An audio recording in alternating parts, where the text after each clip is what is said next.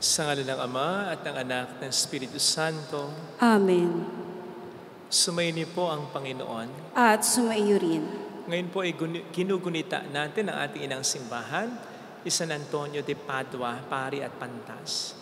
Hilingin po natin ang panalangin niya, hilingin natin ang biyaya na pinagkakaloob ng Diyos sa pamamagitan ng pagdarasal niya para sa atin. Upang tayo maging marapat, halina't magsisimula para sa ating mga kasalanan. Tayo pong lahat, inaamin ko sa makapangyarihang Diyos at sa inyo mga kapatid, na lubha ako nagkasala sa isip, sa salita at sa gawa, at sa aking pagkukulang. Kaya isinasamo ko sa mahal na Birhen Maria, sa lahat ng mga anghel at mga banal, at sa inyo mga kapatid, na ako'y panalangin sa Panginoong ating Diyos. Kaawaan tayo ng mapagmahal na Diyos, patawarin sa ating mga sala, at patnubayan hanggang sa buhay na walang hanggan. Amen. Panginoon, kaawaan mo kami. Panginoon, kaawaan mo kami. Kristo, kaawaan mo kami. Kristo, kaawaan mo kami. Panginoon, kaawaan mo kami.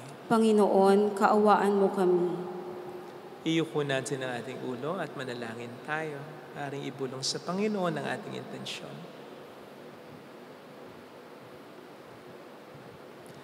Ama naming makapangyarihan, ibinigay mo sa iyong sambayanan, San Antonio bilang mahusay na tagapangaral at tagapanalangin para sa mga pangangailangan.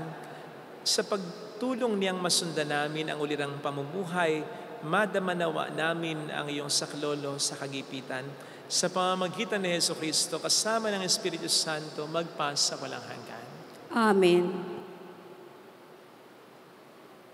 Ang salita ng Diyos mula sa ikalawang sulat ni Apostol San Pablo sa mga taga-Korinto. Mga kapatid, kaming pinagkalooban ng kayamanang espiritual na ito ay hamak. Kumbaga sa sisidlan ay palayok lamang upang ipakilalang ang di malirip na kapangyarihan ay sa Diyos at hindi amin. Ginigipit kami sa kabi-kabilang ngunit di nagagapi. Kung minsan nag-aalinlangan kami ngunit di nawawalan ng pag-asa. Pinag-uusig kami ngunit di nawawalan ng kaibigan. Naibubuwal, ngunit di tuluyang nailulugmok. Lagi kong taglay sa aking katawan ang kamatayan ni Jesus, upang sa pamamagitan ng katawan ko'y mahayag ang kanyang buhay. Kami laging nabibingit sa kamatayan, alang-alang kay Kristo, upang sa aming katawan may kamatayan ay mahayag ang kanyang buhay. Ano pat habang ako'y dahan-dahang namamatay, nagkakaroon naman kayo ng buhay na walang hanggan. Sinasabi ng kasulatan, nagsasalita ako sapagkat ako'y sumasampalataya.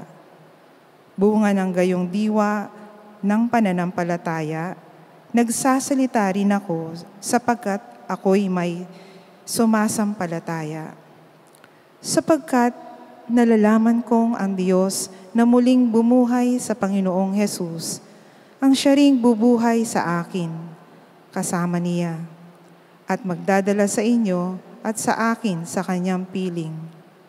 Ang lahat ng pagtitiis ko ay kapakanan ninyo upang sa pagdami ng mga nakatatanggap ng mga kaloob ng Diyos, lalo namang dumami ang magpapasalamat at magpupuri sa Kanya.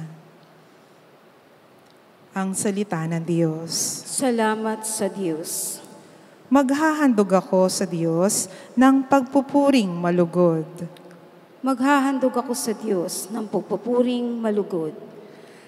Laging buhay ang pag-asa, patuloy ang pananalig. Bagamat ang aking sabi, ako'y ganap ng nalupig. Bagaman at ako'y takot, nasasabi ko kung minsan, wala kahit isang tao na dapat pagtiwalaan. Maghahandog ako sa Diyos ng pagpupuring malugod. Masakit sa kalooban ng poon kung may papanaw, kahit ito ay iisa, labis siyang magdaramdam. Panginoon, naririto akong inyong abang lingkod, katulad ng aking ina, maglilingkod akong lubos. Maghahandog ako sa Diyos ng pagpupuring malugod. Ako ngayoy maghahandog ng haing pasasalamat. Ang handog kong panalangin sa iyo ko ilalagak.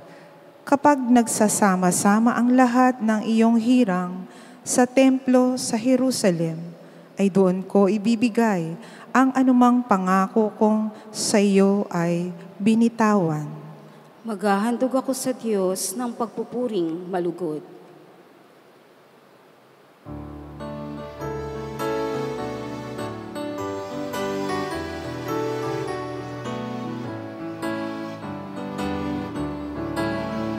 Alleluia, alleluia, alleluia.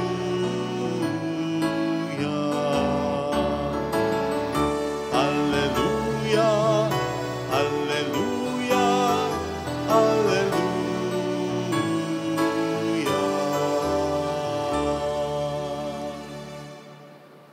Sumainyo ang Panginoon. At sumaiyo rin. Ang mabuting balita po ng Panginoon ayon kay San Mateo. Papuri sa iyo, Panginoon. Noong panahong iyon, sinabi ni Jesus sa kaniyang mga alagad, narinig ninyo na noong una'y inutos sa mga tao, huwag kang makikiapid. Ngunit ngayon sinasabi ko sa inyo, ang sino mang tumingin ng may mahalin na pagnanasa sa isang babae, sa isip niya ay nakiapid na siya sa babaeng iyon. Kung ang mata mo ang siyang nagiging sanhi ng iyong pagkakasala, dukutin mo at itapon, sapagkat mabuti pang mawalan ka ng isang bahagi ng katawan kaysa buo ang iyong katawang itapon sa impyerno. Kung ang kamay mo ang siyang nagiging sanhi ng iyong pagkakasala, putulin mo at itapon. Mabuti pang mawalan ka ng isang bahagi ng katawan kaysa buo ang iyong katawan ay itapon sa impyerno. Sinabi rin naman, kapag pinahiwalay ng lalaki ang kanyang asawa, ito'y dapat niyang bigyan ng kasulatan ng paghihiwalay. Ngunit ngayon sinasabi ko sa inyo, kapag pinahiwalay ng isang lalaki ang kanyang asawa, nang hindi naman ito nangangalo niya, at ito'y nag-asawang muli, ang lalaking ito'y nagkasala, itinulak niya ang kanyang asawa sa pangangalo niya. At sino mang mag-asawa sa babaeng hiniwalayan ay nangangalo niya. Mga kapatid, ang mabuting balita ng Panginoon. Pinupuri ka namin, Panginoong Hesukristo. Welcome sa Our Lady of Lazaret, Quasay Parish, kung saan ayos lang umiyak. Samahan tayo ng mahal na ina sa pag-iyak at sa pagdarasal upang maging maayos ang lahat. Naniniwala ang marami na si San Antonio de Padua ang santo na dapat ay hinihinga ng tulong kapag meron tayong nawawalang bagay. Nawawala dahil either nakalimutan kung saan nilagay o ninakaw. At ito ay batay daw mismo sa karanasan ni San Antonio dahil dati ay meron siyang libro ng mga salmo na napakahalaga para sa kanya dahil unang-una, hindi na pa naman uso ang printing noon. Kaya mga sulat kamay ang nasa librong yon. And not to mention, nandun din ang kanyang mga notes at ang kanyang mga komento na ginagamit niya sa kanyang pagtuturo at pagkisermon. Napakahalaga sa kanya, kaya ipinagdasal niya agad na sana'y mabalik sa kanya sapagkat ito'y ninakaw yata ng isang novice bago ito umalis. Alam po ninyo, shortly after praying, bumalik yung novice at ito'y binalik sa kanya, yung aklat ng salmo na mahalaga para sa kanya. Humingi ng tawad sa kanya ang novice na binigay naman niya. And that is the reason why we regard St. Anthony de Padua, the finder of items, either lost or stolen. Kaya, kapag nawawala yung susi mo, yung salamin mo, yung control ng TV ninyo, hilingin daw natin ang panalangin ni San Antonio. O kapag nawawala o ninakaw ang alahas mo, ang kotse mo, ang pitaka mo, pera mo, hilingin daw natin ang panalangin ni San Antonio. At kahit kapag ang mawala o manakaw ay asawa mo, kaya magulang mo, kapatid mo, anak mo, hingin din daw natin ang tulong ng panalangin ni San Antonio. Bakit? Sapagkat, sa totoo nga naman, ang mga pwedeng mawala at manakaw ay hindi lang material na bagay, kundi pati na rin ng ating mga mahal sa buhay. Paanong paraan? Pwedeng mawala dahil pwede tayong mawala sa pagkakasala. Mawala na ng direksyon ng ating buhay, pati ang ating pangatwiran, palsong-palso na. Ipinagtatanggol na natin ng mga kaibigan at kobarkada na masamang impluwensya. Lugmok na tayo sa bisyo. Nagnanako ka na, nananakit ka na, naglilihim ka na ng big time para sa bisyo mo. Sinasagot mo na ang mga magulang mo. Hindi mo na pinakinggan ang mga taong nagmamalasakit sa'yo. Nawawala ka na pag ganyan. Anong sabi ng Panginoon? Hindi mo na alam ang ginagawa mo pag ganyan. Ginogoyo, nilalaro, niloloko ka na ng demonyo pag ganyan, nang hindi mo nalalaman. So, ang tao pwede ring mawala. And as a result, ang tao pwede ring manakaw. Ang demonyo nagagamit ng mga tao para nakawin tayo mula sa ating pamilya, mula sa aking ministeryo, mula sa ating pinagkakaabalahan na kabutihan, at ilugmok tayo ng tuluyan sa kasalanan. Sa ganitong mga pangyayari, pwede rin nating hingin ng tulong ng panalangin ni San Antonio. Sapagkat kung tutuusin ang kanyang buhay at ang kanyang ministeryo ay inilaan niya, hindi naman sa paghahanap ng mga bagay, kundi manapa sa paghahanap ng mga nawawala at ninanakaw ng demonyo ng mga buhay. At ginawa ito ni San Antonio sa pamamagitan ng iba't ibang mga paglilingkod noon. At ang isa sa pinaka-epektibo niyang ginawa ay ang marubdob laging pag-sermon. Yes. Sinasabing whenever he preached, people felt that as if Pentecost was repeated because he was so filled with the Holy Spirit na kapag ang tao alam na ang magmimisa, mag-sermon, San Antonio de Padua, talagang dumadagsa, napupuno ang simbahan, jam-pack hanggang sa Patio Plaza, na talaga namang nakatulong ng malaki upang mahanap ng simbahan sa pamamagitan ng sermon ni San Antonio ang mga nawawala na tao, ang mga ninanakaw ng demonyo sa pagkakasala. Naalala ko po dati sa aming subject na homiletics, sinabi sa amin ng aming batikang profesor na magaling din mag-sermon si Monsignor Venco. Sabi niya, kapag daw kami naging pare, kapag misa sa patay, pagbutihin daw namin ang aming sermon sapagkat may mga Katoliko nga naman na nagagawi lamang ng simbahan kapag may kilalang namamatay. Pagkakataon na doon namin yun para pabalikin sila sa simbahan sa pamamagitan ng aming humilya na makabuluhan. At sa totoo, pinanghawakan ko yun. Kaya simula na maging pare ako, sermon talaga ako ng mabuti sa patay, kahit sa kasal. Kahit nga po sa binyag kahit pag may blessing ng bahay at ng tindahan, kahit maang bahay maliit lang, kahit maang tindahan ay yung parang cart lang, ay, makita mo magsisermon ako. At least 10 minutes. At least, minimum of 10 minutes. Kasi pinagbubuti ko po talaga. Dahil naniwala ako at yun ay napatunayan ko. Na pagkakataon yun para ang tao ay makapagbago. Sapagkat alam din naman natin na ang pinakamakapagpapabago sa tao ay ang salita ng Diyos, di ba? Sabi nga po sa letter to the Hebrews 4 verse 12 na ang salita ng Diyos ay buhay at mabisa na higit itong matalas kaysa anumang tabak na dalawa ang talim. Kaya ito'y paalala para sa lahat sa atin na pahalagahan natin ang salita ng Diyos. Paalala ito para sa aming mga pare na maghandang mabuti ng makabuluhang humilya at isabuhay namin ang aming sinasabi. Paalala rin ito para sa inyo na makinig mabuti at tanggapin, isabuhay ang mga narinig niyong tama at totoo sa aming homilies. Hirap po kasi sa atin kapag hindi natin gusto ang ating narinig sa homilya. Nagre-react na tayo ng negatibo. Either magbingi-bingin tayo, magalit tayo, buwisit tayo. Nagwo-walk out pa nga kung minsan bakit natin ipagtataka yan? Kung yan naman talaga'y tama o katotohanan. Hindi nga ba't ang salita ng Diyos ay higit na matalas kaysa anumang tabak na dalawang talim sapagkat talagang nanunuot sa ating pagkatao. At yan ang sa atin ay totoong makapagpapabago. Hindi yung gusto natin, kundi yung gusto ng Diyos. Natanggapin natin kahit ito'y labag sa kalooban natin. Naglalaban palagi yan Nasa sa atin na lamang talaga kung sino o ano ang ating pananalulin sa dalawa eh. But I'm warning you na kapag ang lagi nating pinananalo ay ang katotohanan natin at hindi ang katotohanan ng narinig at sinasabi sa atin, ang salita ng Diyos ay mamawala ng kapangyarihan o bisa o talas sa buhay natin. Sa gayon, mahirapan ang Diyos na tayo'y baguhin. Baka nakakalimutan ninyo na si Judas ay narinig ang lahat ng mga sinabi ni Kristo sa kanyang mga alagad sapagkat isa siya sa mga alagad. Pero hindi siya nabago ni Kristo. Dahil ang salita ni Kristo ay tinanggap lang niya pero hindi niya sinabuhay, sinunod talaga. Maliwanag po ang sabi sa Salmo 119:105, God's word is a lamp unto our feet and a light unto our path. And that path, of course, leads to God.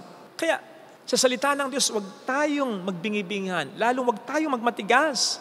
Kapag naistorbo tayo, kapag nababuzzer tayo, kapag nakukonsensya tayo, kapag nasasaktan tayo, kapag nainis tayo, sapagkat most probably, yun ang mensahe sa atin ng Diyos. It is usually during these times or these occasions that God wants to transform us. Ito yung mga pagkakataon na kumbagay, nahanap na tayo ng Panginoon. Ito yung mga pagkakataon na kumbaga ay nire-rescue na tayo ng Panginoon mula sa pagnakaw sa atin ng Diablo. Huwag nating pamalampalampasin ang pagkakataong ito. Sabi nga sa Hebrews 3:13, kapag narinig na natin ang salita ng Diyos, huwag na nating patigasin ang puso natin. Sapagkat marami at malaki ang mawawala sa atin. Kapag nawala tayo sa pagkakasala at tayo ninakaw ng Diablo mula sa presensya ng Diyos o ng ating Panginoon Jesucristo at ng Espiritu Santo. Huwag po natin pabayang mangyayari ito. Kaya magkaroon sana tayo ng debosyon kay San Antonio. Dahil araw-araw nandun ang attempt na iwala, iligaw, at nakawin tayo ng Diablo. Amen. Lagay natin ang ating kanang kamay sa tapat ng ating puso.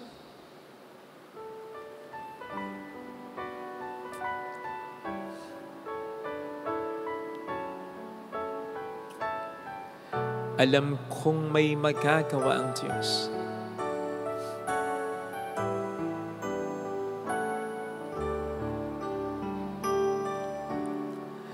Alam kong may magagawa ang Diyos.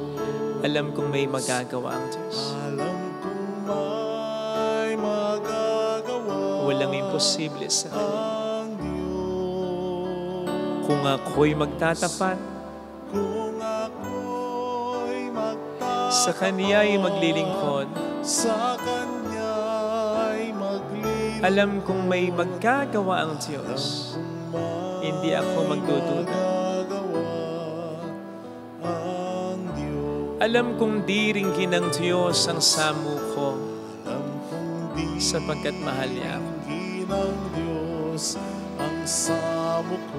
Alam kong diringgin ng Diyos ang samu ko. Alam kong diringgin ng Diyos Ang samo ko.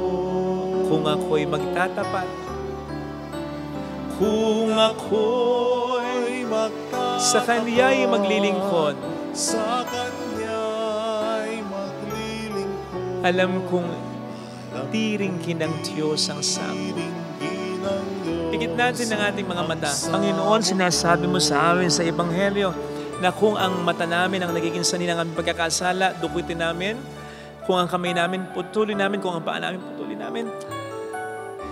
Ibig sabihin lamang siguro po nito na sa mga pagkakataon na binabawi mo na kami mula sa pagkakasala, ay iwan na talaga namin yung mga nagiging dahilan ng pagkakasala namin, yung mga nagiging dahilan kung bakit nawawala kami sa tamang katuwiran, tamang direksyon, sa mga pagkakataon na parang ninanakaw kami sa iyo ng Diablo.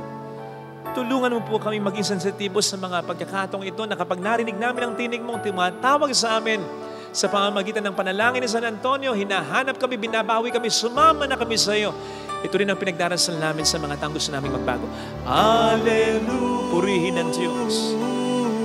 Alleluia! Alleluia. Pasalamatan siya. Siya ay muling babalik sa atin. Hindi Kanya iiwan, hindi Kanya pababayaan. Paniwalaan mo yan. Alam mo ba ng isang mabuting pastor, kahit na nasilo na, nakain na ng mga mababangis na hayop ang isang tupa, babawiin pa rin niya kahit konting laman na lang ang natitira. Ganon ang pagmamahal ng Panginoon sa atin. Hindi niya tayo isusuko, hindi siya mag-give up sa atin, pero makikooperate naman tayo. Mayroong magandang mangyayari sa iyo. Hindi lang mga kasalanan ang pinag-uusapan natin dito. Pinag-uusapan din natin dito yung pagkawala natin, yung pagnanakaw sa atin ng Diablo, pagnanakaw ng kaligayahan natin, ng mga direksyon ng buhay natin, dahil sa mga problema at pagsubok na naranasan natin. Magpakatatag tayo. Mayroong magandang mangyayari sa iyo. Hahanapin at hahanapin ka ni Kristo. Babawin at babawiin ka niya. Magpahanap ka ha. Magpabawi ka ha. Mula sa pagkakasala at mula sa malalaking problema para may magandang mangyari sa iyo. Papuri sa Ama at sa Anak sa Espiritu Santo. Kapara ng sa unang-una, ngayon at magpakailanman, magpa sa walang hanggan. Amen. Pag-aalay.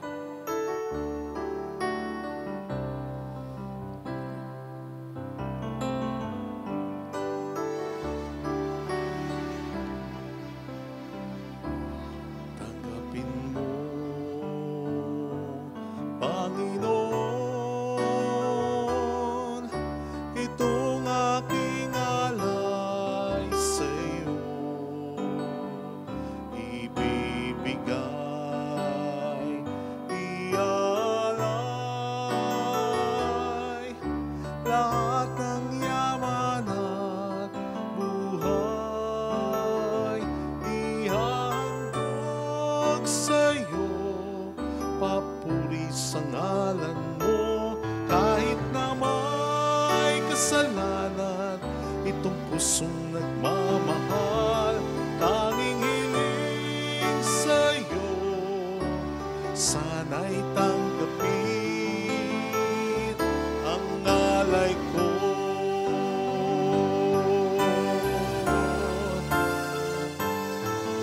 Ako ay tumatawag sa iyo. Sana'y tanggapin, sana'y tanggapin, sana'y tanggapin ang alay ko.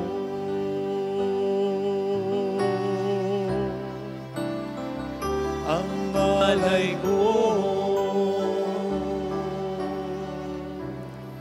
Manalangin tayo, pang ating handog ay maging kalugod-lugod sa Diyos sa mga makapangyarihan. Tanggapin nawa ng Panginoon itong paghain sa iyong mga kamay sa kapurihan niya at karangalan sa ating kapakinabangan at sa buong sambayanan niyang banal.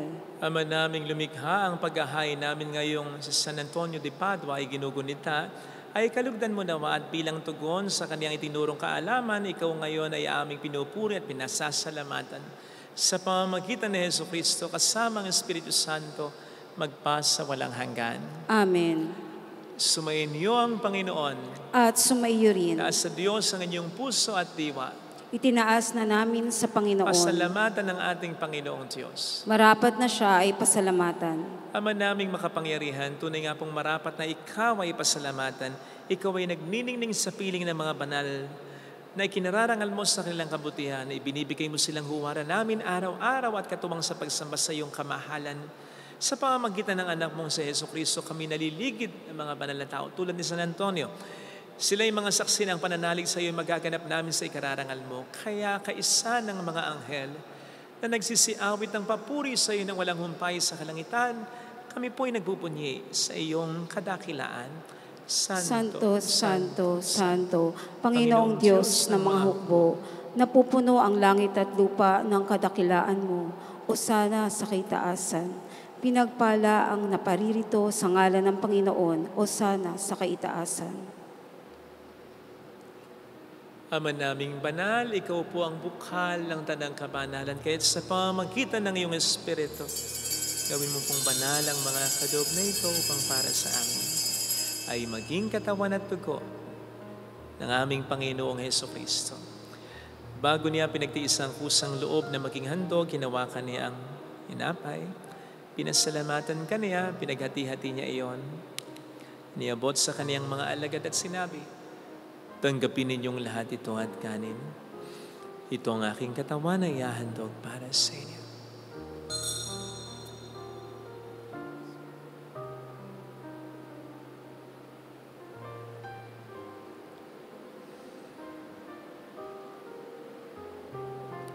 Gayun din naman ang matapos ang hapunan, ninawakan niya ang kalis, muli kaniyang pinasalamatan.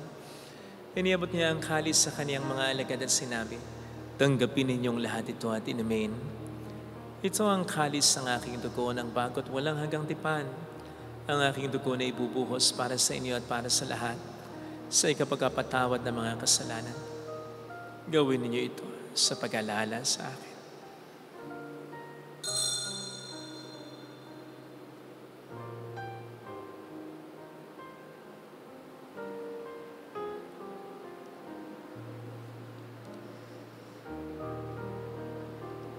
Ipagbunyi natin ang misteryo ng ating pananampalataya. Si Kristo'y namatay, si Kristo'y nabuhay, si Kristo'y babalik sa wakas ng panahon. Ama, ginagawa namin ngayon ang pag-alaala sa pagkamatay at muling pagkabuhay ng iyong anak, kaya inialay namin sa iyong tinapay ng buhay at ang kalis ng kaligtasan. Kami nagpapasalamat dahil kami iyong minarapat at tumayo sa harap mo para maglingkod sa iyo. Sinasamo namin kami na magsasalo sa katawan at dugo ni Kristo, ay mabuklod sa pagkakaisa sa pamamagitan ng Espiritu Santo.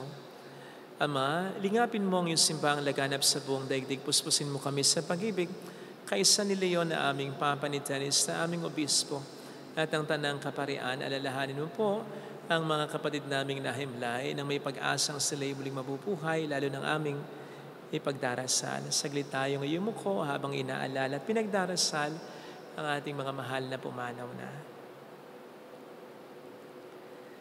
Kawaan mo sila at patuloyin sa iyong kaliwanagan.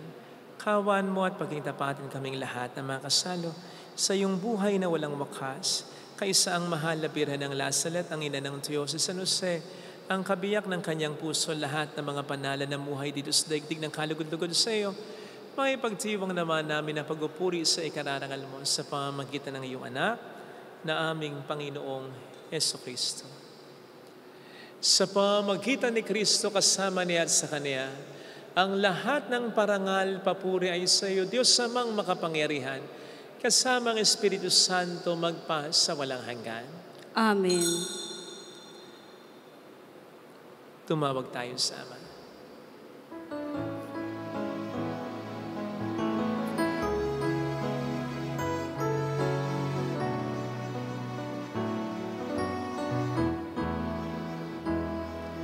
Ama namin, sumasalangit ka, sambahin ang ngalan mo, mapasa amin ang kaharian mo, sundin ang loob mo dito sa lupa para nang sa langit. Bigyan mo kami ngayon ng aming kakanin sa araw-araw, at patawarin mo kami sa aming mga sala, para ng pagpapatawad namin sa nagkakasala sa amin.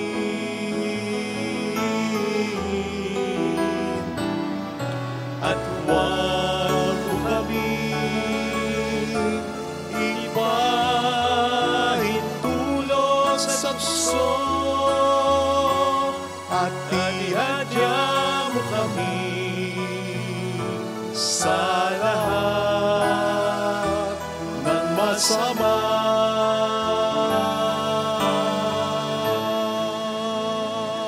Hiling namin kami adya sa lahat ng masama, pagkalooban ng kapayapaan araw-araw, iligtas sa kasalanan sa kapahamakan sa mga seryosong karamdaman. Samantalang aming pinaghahandaan ang dakilang araw ng pagpapahayag ng tagapagligtas naming sa Heso Kristo. Sapagkat iyo ang kaharian, ang kapangyarihan at ang kapurihan, magpakailanman. Amen. Panginoong Heso Kristo, sinabi mo noon, sinasabi mo rin sa amin dito ngayon, kapayapaan ang iniiwan ko sa inyo, aking kapayapaan ang binibigay ko. Tunghayan mong aming pananampalataya, huwag ang aming pagkakasala. Pagkalooban mo kami ng kapayapaan at pagkakaisa-ayon sa iyong kalooban, kasama ang Espiritu Santo magpasa walang hanggan. Amen. Ang kapayapaan ng Panginoon ay sumainyo nawang lahat. At sumaiyo rin. Magbigayan tayo ng kapayapaan sa isa't isa. Peace be with you. Kapayapaan. Kordero ng Diyos na nag-aalis ng mga kasalanan ng sanlibutan, maawa ka sa amin. Kordero ng Diyos na nag-aalis ng mga kasalanan ng sanlibutan, maawa ka sa amin. Kordero ng Diyos na nag-aalis ng mga kasalanan ng sanlibutan, ipagkaloob mo sa amin ang kapayapaan.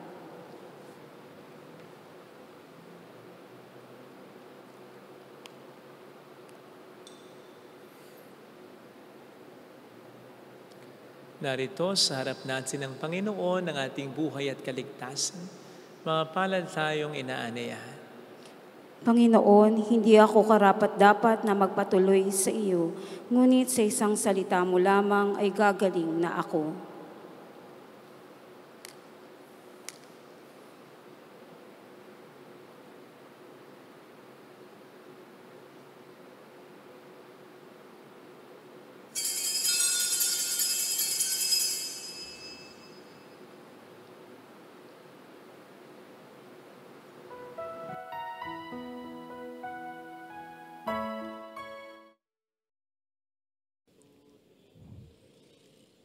Panalangin para sa espiritual na pakikinabang.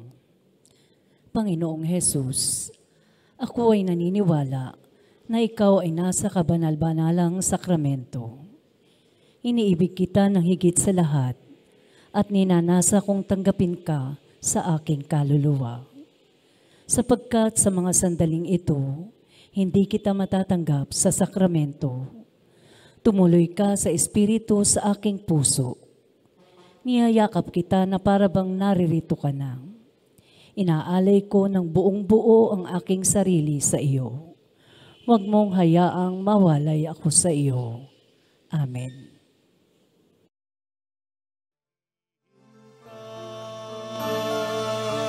Sa utos mo, lahat ng yaman ko, alay ko sa'yo. Ikaw ang tangi sa buhay ko, Panginoon. Narito ako.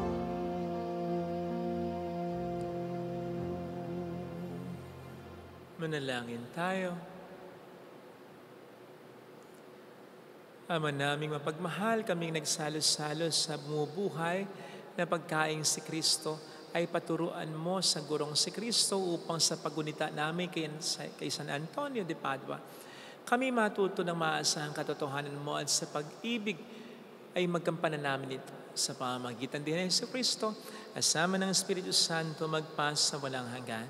Amen. Holy God, Holy Mighty One, Holy Immortal One, Have mercy on us and on the whole world. Holy God, Holy Mighty One, Holy Immortal One, Have mercy on us and on the whole world. Holy God, Holy Mighty One, Holy Immortal One, Have mercy on us and on the whole world. Jesus, King of Mercy, We trust in you. alalahanin, Alalahanin, o mahal na Birhen ng Lasalet, ina ng pag-asa, ikaw ang nagpapaalala sa aming magbalik loob sa Ama. Ito ang nagpapatunay na ang kagandahang loob mo'y nananatiling busilak. Sa pag-aaruga mo sa amin, tungkulin mo'y tinupad. Sa paanan ni Kristo'y itinuring mo kaming mga tunay mong anak, kaya ninais mong ni isa'y huwag mapahamak. Maging sa iyong walang tigil na pananalangin, pati luhay pumatak. Huwag nawang mawala ng saysay ang iyong paghihirap. Hiling nawa namin sa iyo, o aming inang liyag, na matapos ang pakikibaka namin sa mundong ito at sa pananatili naming tapat kay Kristo, sa kapurihan mo'y makibahagi kaming ganap, upang kung nasaan ka ngayon ay maparoon din kaming lahat, at ang kaganapan ng kalwalhatian ng Diyos Amay tuluyang matupad. Siya nawa. Mahal na pira ng lasalat, tagapagkasundo ng mga makasalanan. Ipanalangin mong walang patid kaming mga dumudulog sa iyo. Maraming salamat po sa inyong pakikisa at sa inyong suporta sa pag-share ng ating mga live masses and recorded videos and reflections, recorded masses. Salamat po sapagkat ito ay nakatutulong para sa pamamatnubay at grasya ng Panginoon ay mabago ang buhay ng iba. So, kaya sabi nga dati ni Father Luciano Filoni, punuin natin ng salita ng Diyos ang social media. Gawin nating viral ang salita ng Diyos. Upang katulad ng mga virus nakasasama, ito ay kumalat para makabuti sa ating kapwa, makapangyarihan ng salita ng Diyos. Salamat po. Sumayin niyo ang Panginoon. At sumaiyo rin. Palain kayo kasama ng ating pamilya na mapagmahal na Diyos, ng Ama at ng Anak, ng Espiritu Santo. Amen. Tumayo tayo sa kapayapaan ni Kristo. Salamat sa Diyos. Salamat din po sa inyo.